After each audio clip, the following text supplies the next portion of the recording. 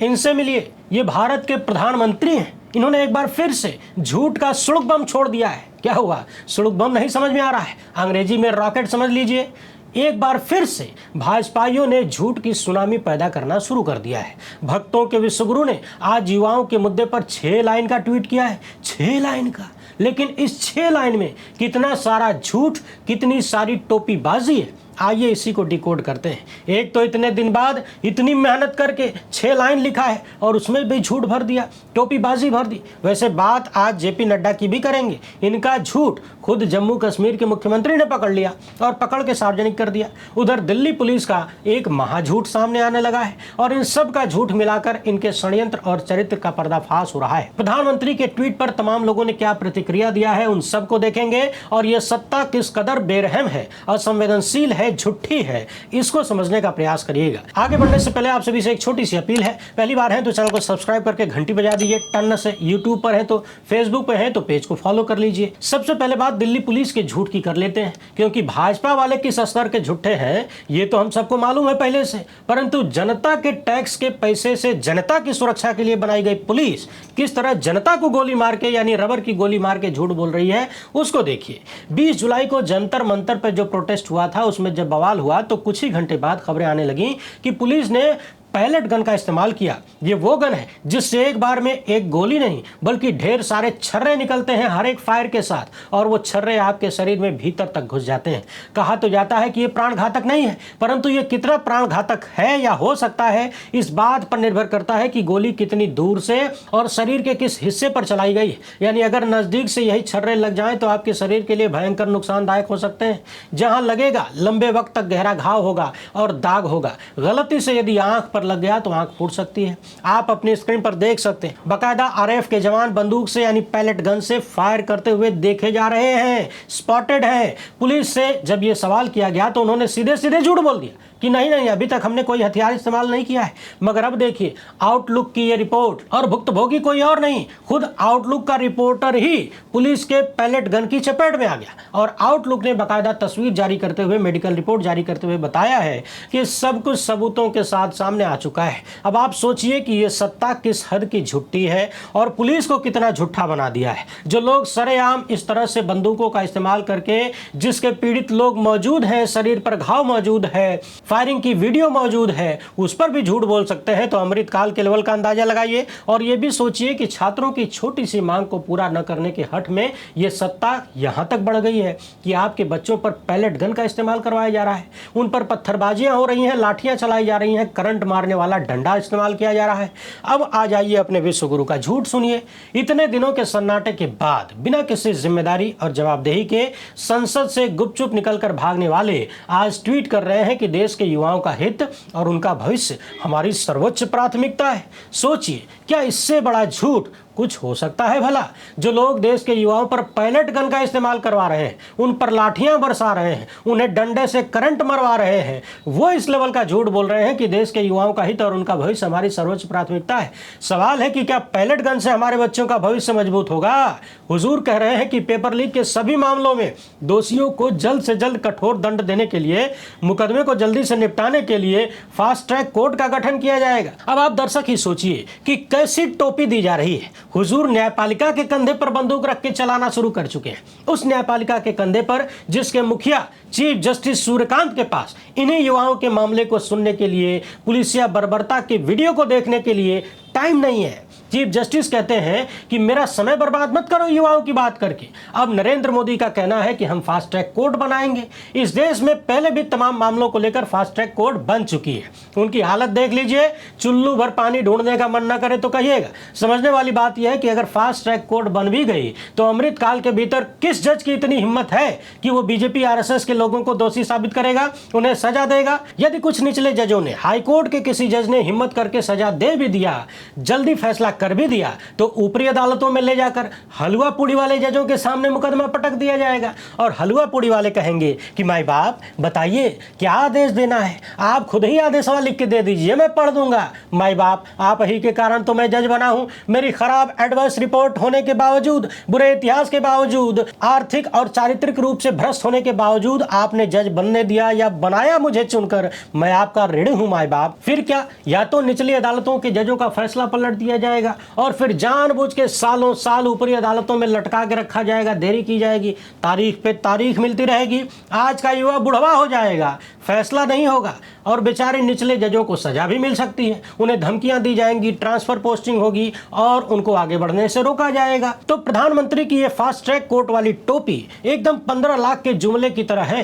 कह रहे हैं कि इस संबंध में निर्देश दे दिए गए हैं कि फास्ट ट्रैक कोर्ट बनाइए, जो काम खुद कर सकते हैं उसकी जिम्मेदारी कोर्ट पर डालना चाहते हैं। क्या किसी छात्र ने कहा है कि आप फास्ट ट्रैक कोर्ट बनाइए? क्या किसी छात्र ने कहा कि हम इस मामले को न्यायपालिका में ले जाके 10-15 साल लड़ना चाहते हैं? अब यदि आप दर्शकों को भ्रम है कि फास्ट ट्रैक कोर्ट बहुत तेजी से काम करती है तो इतिहास उठा के देख लीजिए, रिकॉर्ड निकलवा के देख लीजिए, पता चलेगा कि ज्यादातर मामलों में फास्ट ट्रैक फॉल्स ट्रैक नजर आता है। आगे हुजूर ने अपनी इन बातों की बड़ाई भी कर दिया, वाहवाही भी कर दिया। कह रहे हैं कि एक महत्वपूर्ण कदम है। कहते हैं कि युवाओं के भविष्य के साथ खिलवाड़ करने वाले किसी व्यक्ति को बख्शा नहीं जाएगा। हे महामानव, हे विश्वगुरु, हे नॉन बायोलॉजिकल, अब कैसे बख्शेंगे? आप सिर्फ बख्श नहीं रहे बल्कि उन्हें पूरी सुरक्षा दे रहे हैं। पिछले दिनों एनटीए के जिस अधिकारी को हटाया गया, दूसरे विभाग में उसको और बढ़िया पद दे दिया गया। यही अमृतकाल का इतिहास है। यहाँ बड़े से बड़ा घटिया कांड करने वालों को सजा नहीं, इनाम और प्रमोशन मिलता है। लेकिन हुजूर की कलाकारी देखिए, अपने एक मंत्री को हटा नहीं पा रहे हैं, छात्रों से बात करने की हैसियत नहीं रह गई है, डर के भाग जाते हैं। खुद बात नहीं कर रहे वो अलग बात है, और शिक्षा मंत्री से भी बात करवाना तो दूर की बात है, एक प्रेस कॉन्फ्रेंस तक नहीं करवा पा रहे हैं। शिक्षा मंत्री उल्टे राहुल गांधी को घसीट रहे हैं कि उन्हीं की वजह से सब हो रहा है। यानी देश में पहले जो गड़बड़ हुआ वो नेहरू की वजह से, अभी जो गड़बड़ है वो राहुल गांधी की वजह से। तो आप क्या कर रहे हैं? प्रधानमंत्री के इस ट्वीट पर राहुल गांधी लिखते हैं कि आपने ही हमारे युवाओं के भविष्य को सबसे ज्यादा नुकसान पहुंचाया है प्रधानमंत्री। आपने न सिर्फ हमारे एजुकेशन सिस्टम पर पूरा कब्जा और उसे बर्बाद होने दिया, बल्कि उस बर्बादी को बढ़ावा भी दिया है, और इस बर्बादी के हर जिम्मेदार व्यक्ति को आपने संरक्षण भी दिया है। छात्रों की 3 मांगे साफ साफ हैं। प्रधान का इस्तीफा, युवाओं से माफी मांगिए, जिन युवाओं के खिलाफ हिंसा किया गया उनके खिलाफ, जिन्होंने किया है हिंसा उनके खिलाफ कार्रवाई करिए। आप सोचिए कि उधर सोनम वांगचुक कह रहे हैं कि युवाओं के खिलाफ कोई कार्रवाई न हो, भविष्य में भी ना हो, हमें इसकी गारंटी चाहिए तब वे अनशन तोड़ेंगे। उस मामले पर भी हुजूर ने एक को लाइन नहीं लिखा। सवाल यह है कि इनको लिखने की जरूरत क्या है? बात बात में बेमतलब घंटों भाषण देते हैं, लंबी लंबी मन की बकवास करते हैं, टाइम पास करते हैं। वो सब करने के लिए इनके पास स्क्रिप्ट राइटर भी है, बड़का बड़का व्हाइट टेलीप्रॉम्प्टर भी है, ट्रांसपेरेंट वाला, टाइम भी है, कैमरामैन भी है, सब कुछ है। लेकिन युवाओं के मुद्दे पर बात करने के लिए सब खत्म हो जाता है। ठीक वैसे ही जैसे पुलवामा में जो हमारे जवान शहीद हुए, वो कई महीने से जहाज मांग रहे थे। इनपुट था कि बाय रोड जाने में खतरा है, आतंकी हमला हो सकता है। वो महीनों तक जहाज मांगते रहे, इंतजार करते रहे, और मोदी शाह की सरकार उस लेटर पे बैठ के हलवा पूड़ी खाती रही। लेकिन मोदी शाह की गुजराती जोड़ी के पास हमारे सैनिकों के लिए जहाज नहीं थी। परंतु देश के युवा जब अपना भविष्य सुनिश्चित करना चाहते हैं तो उन युवाओं पर लाठी बरसाने के लिए, गोली चलाने के लिए, उन्हें दौड़ा दौड़ा कर पीटने के लिए रातों रात देश भर से इन्होंने एयरलिफ्ट करके, यानी हवाई जहाज से सैनिक दिल्ली में बुला लिया। आप सोचिए कि जवानों की रक्षा के लिए जहाज नहीं थी, लेकिन देश के नौजवानों को पिटवाने के लिए इनके पास जहाज है। अब आप दर्शक खुद बताइए कि यह काम देश प्रेम वाला है या देशद्रोही वाला? प्रधानमंत्री के ट्वीट पर दिल्ली के पूर्व मुख्यमंत्री क्या कह रहे हैं जरा सुनिए। उधर इसी मामले पर कॉकरोच जनता पार्टी वाले आशुतोष रांका ने भी कुछ कहा है, उन्हें भी सुन लीजिए। नमस्कार आप सबको। अभी प्रधानमंत्री जी ने एक ट्वीट किया है। ट्वीट करके उन्होंने कहा है कि पेपर लीक मामलों पे सज़ा दिलवाने के लिए फास्ट ट्रैक कोर्ट बनाए जाएंगे। पर प्रधानमंत्री जी, ये तो बच्चों ने मांगा ही नहीं था, ये तो डिमांड ही नहीं थी। ये तो ऐसे लग रहा है जैसे आप बच्चों को बेवकूफ़ बना रहे हो। फास्ट ट्रैक कोर्ट तो इस देश में बहुत बने हुए हैं, रेप केसेस के लिए बने हुए हैं, पॉक्सो के लिए बने हुए हैं, और किस्म किस्म के मुद्दों के ऊपर फास्ट ट्रैक कोर्ट बने हुए हैं। उनमें तो सुनवाई होती नहीं है। कई फास्ट ट्रैक कोर्ट्स में तो और ज़्यादा टाइम लगता है, जो नॉर्मल कोर्ट्स में लगता है उससे भी ज़्यादा। तो ऐसे लग रहा है जैसे अभी भी आप लीपा पोती करने की कोशिश कर रहे हो, अभी भी आप धर्मेंद्र प्रधान को बचाने की पूरी कोशिश कर रहे हो। बच्चों ने मांगा था धर्मेंद्र प्रधान का इस्तीफा, उसकी आपने बात ही नहीं की। बच्चे के सर फट गए, टांगे टूट गई, टांगों के उनके ऊपर लाठी चार्ज हुआ, आंसू गैस के गोले छोड़े गए, बर्बरता से उनके ऊपर हमला किया गया। बच्चे अस्पताल में एडमिट है। मैं कल जंतर मंतर जाके देख के आया था, कई बच्चों से मिल के आया था। एक शब्द नहीं बोला उनकी सिंपैथी के लिए आपने। पूरी दुनिया में कुछ हो जाए आप ट्वीट करते हो, ये बच्चे आपके बच्चे नहीं हैं। थोड़ी सी दया आती है आपको इन बच्चों के लिए जिन पे इतनी बर्बरता से आपने हमला करवाया था। बच्चे कह रहे हैं कि हर साल पेपर लीक होते हैं, हर साल पेपर लीक होते हैं। आपने कोई ऐसा ऐलान नहीं किया कि क्या सिस्टमिक चेंजेस किए जाएंगे जिससे बच्चों को यह भरोसा हो सके कि अगली साल का नीट लीक नहीं होगा या अगले पेपर लीक नहीं होंगे। कोई विजन ही नहीं है सरकार का, आपका कोई विजन ही नहीं है। अगली साल भी पेपर लीक होंगे, इसी तरह से पेपर लीक होंगे, कोई चेंजेस तो कर नहीं रहे आप। अगली साल भी नीट लीक होगा, अगली साल फिर बच्चे आत्महत्या करेंगे। आज आपका ये ट्वीट जो है ये एक हारे हुए और दिशाहीन पर अहंकारी इंसान का ट्वीट दिखाई दे रहा है। अभी मैंने देखा कि मोदी जी ने फास्ट ट्रैक कोर्ट बनाने की बात की है जिससे पेपर लीक होने के बाद व्यक्तियों को जल्दी सज़ा मिल सके। लेकिन मोदी जी आप ये बताइए कि पेपर लीक इस देश में हो क्यों रहे हैं? पेपर लीक इसलिए हो रहे हैं क्योंकि आपने ऊपर से लेकर नीचे तक इस देश में सिस्टम में नाकाबिल लोग बिठाए हैं जिसमें धर्मेंद्र प्रधान टॉप पे हैं। पेपर लीक एक ऑर्गेनाइज्ड लूट का गिरोह बना हुआ है जिसमें नीचे से लेकर ऊपर तक लोग पैसे बना रहे हैं। आप चोट लगने के बाद मरहम लगा रहे हैं, लेकिन हमारी लड़ाई इस बात की है कि चोट लग क्यों रही है।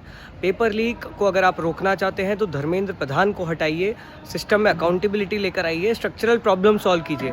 पेपर लीक होने के बाद कोर्ट क्या कर रही है वो एक पार्ट है, लेकिन पेपर लीक हो क्यों रहे हैं उस पर बात कीजिए। वरना ड्रामेबाजी तो हमने बहुत देखी है। हर दूसरे मुद्दे में इस देश में फास्ट ट्रैक कोर्ट्स बनते हैं, लेकिन फास्ट ट्रैक कोर्ट से क्या वो मुद्दे सुलझे हैं, ये सवाल का जवाब आपको भी पता है और हमें भी। आइए बात करते हैं जेपी नड्डा की, लेकिन बात करने से पहले याद दिला दें कि ये वही नड्डा जी हैं जिनको मोदी शाह की बराबरी में खड़े होने की परमिशन नहीं है। कमर में इसे खोदिया के पीछे कर दिया जाता है, चलो पीछे पीछे चलो, और बेचारे चुपचाप चले भी जाते हैं। एक चीज़ और याद दिला दें, पिछले वर्षों में जब ये भाजपा अध्यक्ष थे तो जब भी भारतीय जनता पार्टी कहीं चुनाव हारने लगती थी तो मोदी का फोटो हटा के नड्डा जी का फोटो चिपका दिया जाता था। यानी बने तो मोदी की, बिगड़े तो नड्डा की। अब नड्डा जी क्या कर रहे हैं, कैसे और बिगाड़ रहे हैं उसको सुनिए। इन्होंने प्रेस कॉन्फ्रेंस किया कुछ मिनट का, हालांकि देखने वालों की संख्या बहुत कम थी, हमने पहले भी आपको बताया, और गिनवाने लगे कि किन किन विपक्ष शासित राज्यों में पेपर लीक हुआ है। तमाम राज्यों को गिनवा दिया, लेकिन भाजपाई राज्यों को नहीं गिनाया, खाली विपक्षी राज्यों को गिनाया। और तो और 12 साल पुरानी यूपीए सरकार को भी लपेट लिया। हालांकि इस दौरान भाजपा राज्यों में कितना सारे पेपर लीक हुआ उनकी गिनती करवाना भूल गए। मगर समझने वाली बात यह है कि इसमें भी एक बड़ा झूठ था, और ये झूठ पकड़ लिया जम्मू कश्मीर के वर्तमान मुख्यमंत्री उमर अब्दुल्ला ने। लिखते हैं कि जम्मू कश्मीर में एसएसबी पेपर लीक के बारे में आप बिल्कुल सही कर रहे हैं जेपी नड्डा जी, लेकिन आपने तारीख गलत बता दिया। और तारीख का पूरा खेल है। तारीख 2022 की थी और उस दौरान जम्मू कश्मीर में नेशनल कॉन्फ्रेंस और कांग्रेस की सरकार नहीं थी। उस दौरान लेफ्टिनेंट गवर्नर की सरकार थी, यानी केंद्र सरकार थी, यानी भाजपा की सरकार थी। उमर अब्दुल्ला लिखते हैं कि अपनी इस नाकामी को सभी को याद दिलाने के लिए थैंक यू। यानी चुन चुन के भाजपाई लोग विपक्षी राज्यों के पेपर लीक की खबरें निकाल के लाए थे, लेकिन जम्मू कश्मीर के मामले में खुद फंस गए। भाजपाई राज्यों को शामिल नहीं करना था, परंतु गलती से जम्मू कश्मीर की अपनी सरकार की पेपर लीक की कहानी उठा लाए। हालांकि इन सब में सबसे महत्वपूर्ण बात यह है कि दूसरों ने भी गलती किया ये बताने से आपका पाप तो कम नहीं हो जाता, आपका पाप छिप तो नहीं जाता। अगर किसी भी विपक्ष शासित राज्य में पेपर लीक होता है या फिर कोई भी घटना होती है तो भाजपा भी उसका विरोध करती है, करना भी चाहिए, कार्रवाई की मांग होती है, होनी भी चाहिए। तो उनका मामला गिना के, उनकी गलतियां गिना के आप अपने पाप से नहीं बच सकते। ये विशुद्ध थेथराई है जो भाजपा के लोग कर रहे हैं, लेकिन आप तो जानते हैं इनको यही करने आता है। रातों रात देश भर से हजारों की संख्या में सुरक्षा बल दिल्ली बुलाए जा रहे हैं। क्यों बुलाए जा रहे हैं, क्या प्लानिंग चल रही है, इसे लेकर आम आदमी पार्टी के नेता संजय सिंह क्या कुछ कह रहे हैं, जरा सुनिए। इनकलाब, इनकलाब, युवा शक्ति, छात्र शक्ति, जब जब मोदी डरता है, जब जब मोदी डरता है, जब जब मोदी डरता है। साथियों और दोस्तों, पिछले 25 दिनों से 59 साल के सोनम वांगचुक हिंदुस्तान के करोड़ों युवाओं के लिए, देश के भविष्य के लिए अनशन पर हैं। हमको भी चिंता है, आपको भी चिंता है, लद्दाख के लोगों को भी चिंता है, तमिलनाडु और केरला वाले को भी चिंता है, आसाम, यूपी, बिहार के, हरियाणा के, राजस्थान के लोगों को भी चिंता है, पंजाब के लोगों को भी चिंता है कि सोनम वांगचुक के जीवन के साथ खिलवाड़ नहीं होना चाहिए। लेकिन एक तानाशाह है जिसका नाम नरेंद्र मोदी है, उसको कोई चिंता नहीं है, उसको कोई चिंता नहीं है। आज 65 सांसदों ने सिग्नेचर करके, कुछ सांसद दिन न गए, उनको पत्र दे के आए, उनसे रिक्वेस्ट किया कि आप अपना अनशन खत्म कर दीजिए। सर, आपकी जिंदगी इस देश के लिए बहुत अमूल्य है। शाम को हम लोग के 55 सांसदों ने हस्ताक्षर करके वहां पर उनको पत्र देना चाहा, लेकिन पुलिस के लोगों ने हमको रोक दिया। हाई कोर्ट ने कहा है सोनम वांगचुक को पुलिस डिटेंशन में नहीं रखा जा सकता, सोनम वांगचुक को अच्छा इलाज दीजिए। मेदांता जैसे प्राइवेट हॉस्पिटल में उनको भर्ती कराया गया है, लेकिन उनको मोदी जी की सरकार ने बंधक बना के रखा हुआ है, उनसे कोई मिल नहीं सकता। इससे ज्यादा शर्मनाक बात कोई नहीं हो सकती। उनसे मिलने नहीं दिया गया। साथियों, उनकी पत्नी आई बाहर, उनकी पत्नी को हम लोगों ने वो सांसदों से साइन की हुई चिट्ठी, उनके द्वारा जो अनुरोध किया गया था, वो पत्र उनको दिया। लेकिन याद रखना, हम सब ने एक ही बात कही है और सोनम वांगचुक जी ने भी एक ही बात कही है। जो मुद्दा है आपका, पेपर लीक का मुद्दा, कंपनसेशन का मुद्दा, जितने भी प्रोटेस्ट करने वाले नौजवान हैं उनके ऊपर किसी प्रकार का मुकदमा ना लिखा जाए, इस बात का मुद्दा, और देश के शिक्षा मंत्री के इस्तीफे का मुद्दा, वो मुद्दा अभी भी जिंदा है और उसके लिए लड़ाई जारी रहेगी, उसके लिए लड़ाई जारी रहेगी। मुझे खुशी है सीजेपी ने आज इस बात का ऐलान कर दिया कि लड़ाई जारी रहेगी, भले ही तुमने हमारे नौजवानों पे जुल्म किया। यहाँ लोग बैठे हुए हैं, हमने इनके वीडियो देखे, किसी का सर फोड़ दिया, किसी की टांग तोड़ दी, बेटियों के कपड़े फाड़े। शर्म आती है प्रधानमंत्री जी, बेटी बचाओ बेटी पढ़ाओ का नारा देते हो और बेटियों के ऊपर लाठियां चलवाते हो, उनके ऊपर आंसू गैस के गोले छोड़ते हो, उनको सड़क पे दौड़ा दौड़ा के पिटवाते हो, उनके खून से राजधानी की सड़कों को लाल करते हो। ये कौन सा लोकतंत्र है? प्रधानमंत्री मोदी जी से मैं कहना चाहता हूं, लोकतंत्र संवाद से चलता है, लोकतंत्र लाठीशाही से नहीं चलता, लोकतंत्र मोदी शाही से भी नहीं चलता, लोकतंत्र हिटलर शाही से भी नहीं चलता, लोकतंत्र तानाशाही से भी नहीं चलता। और तुम्हारे तानाशाही का अंत इस देश का नौजवान अपनी ताकत से करेगा, हिम्मत से करेगा। वो ताकत है बाबा साहब अम्बेडकर के संविधान की ताकत, वो ताकत है राष्ट्रपिता महात्मा गांधी के अहिंसा की ताकत, वो ताकत है लोकनायक जयप्रकाश नारायण के आंदोलन की ताकत, संपूर्ण क्रांति की ताकत, वो ताकत है। आज बिल्कुल ठीक कहा हमारे साथियों ने कि आपने मोदी जी जो जाति धर्म में देश को बांट के रखा था, आपके इस जुल्म ने, आपके इस अत्याचार ने वो जाति और धर्म की सारी दीवार गिरा दी। पूरा देश एक बिरादरी है, युवा बिरादरी, युवा बिरादरी और युवा बिरादरी। इसलिए आपको नमन करना चाहता हूँ, इसलिए आपको सलाम करना चाहता हूँ, सर झुका के नमन करना चाहता हूँ। और मेरे दोस्तों, मुझे खुशी है कि जो लोग आपके ऊपर लाठियां चला रहे थे ना, मैंने दृश्य देखा, उन पुलिस वालों को भी आप पानी पिला रहे थे कि थक गए हो गए लाठी मारते मारते, लो हमसे पानी पी लो, लो खाना खा लो, लो नाश्ता कर लो, तुम्हारा ख्याल हमको है। आपने भले ही हम पे लाठियां चलाई, हमारा सर फोड़ दिया। मुझे एक जवान ये बैठे हुए, आप खड़े हो जाओ भाई, आपकी बात तो सुन के मुझे, क्या नाम है आपका? हैं? अनिल सिंह जी, इनके सर से खून बह रहा था, इनका शरीर लहूलुहान था। अनिल सिंह ने कहा शहीद हुआ तो दोबारा जन्म लेके आऊंगा, लेकिन नौजवानों की लड़ाई लड़ूंगा। इनके वाक्य मुझे याद है, इनके वाक्य मुझे कानों में गूंज रहे थे। लेकिन साथियों, आपसे हाथ जोड़कर एक ही बात कहना चाहता हूं, याद रखना, हिंसा अगर आंदोलन में आई, हिंसा अगर आंदोलन में आई तो पुलिस के लिए उसको समाप्त करना बहुत आसान आ जाता है। अगर हिंसा आंदोलन में आया तो याद रखना, आपको बदनाम करना आसान हो जाएगा। अगर हिंसा कहीं भी हुई तो याद रखना, गोदी मीडिया तो वैसे ही तैयार है आपको बदनाम करने के लिए, वैसे ही तैयार है। इसलिए आपको ज्यादा सावधान रहना है। बहुत सारे ऐसे लोग भारतीय जनता पार्टी के आपके आंदोलन में आएंगे, जो हिंसा कराने की कोशिश करेंगे उनको पकड़कर पुलिस से गिरफ्तार कराने की भी जिम्मेदारी आपकी है। करोगे ना? करोगे ना? पहचान करके रखना कौन हिंसा खुद से कर रहा है। पुलिस कर रही है, उसका जवाब आप दे रहे हैं अच्छे तरीके से, लाठियां आप खा रहे हैं बहादुरी से, लेकिन अगर आपके आंदोलन को कोई डिस्टर्ब करने के लिए आएगा, उसको भी देखते रहना, उससे भी सावधान रहना है। इस आंदोलन को बचाना है, इस आंदोलन को जीवित रखना है, इस आंदोलन को तब तक आगे बढ़ाना है जब तक देश के शिक्षा मंत्री का इस्तीफा नहीं हो जाता, जब तक प्रधानमंत्री आपके मुद्दों पर बात नहीं करते।